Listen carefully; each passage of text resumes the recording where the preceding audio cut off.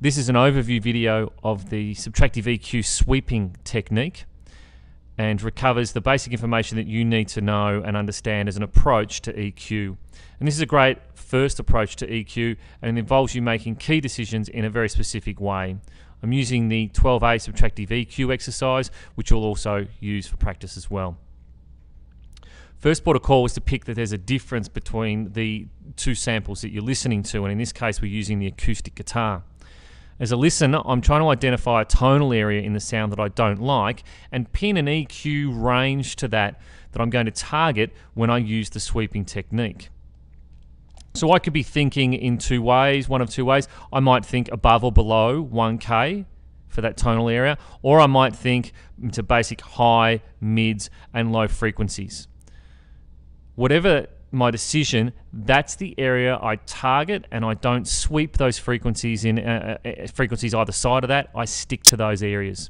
So I'm going to compare these two acoustic guitar tracks and make a decision on the frequency I want to target.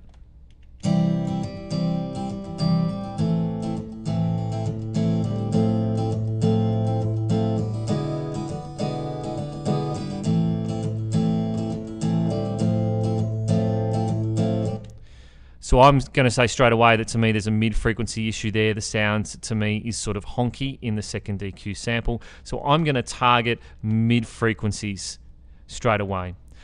The approach is lift the gain, narrow your Q value, play the sample, and sweep the frequency until you amplify the problem that you heard or you identified. It will leap out, it'll be a nasty sound. You should be able to identify it fairly readily.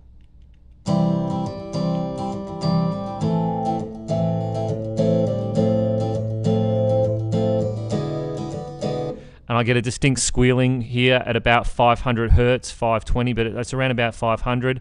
So now I subtract the EQ. So I take the gain out. I'm going to drop this gain to about -10 decibels. I'm going to increase the Q value and widen the banding. And now compare my two samples.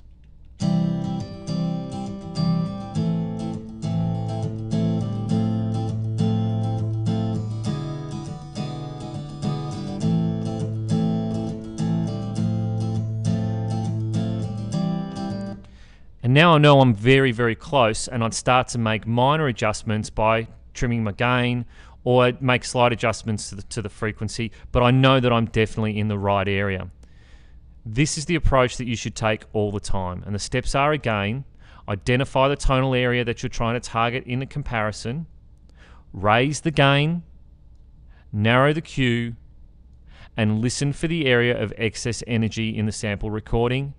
Then turn that into a subtractive EQ and make the comparison again.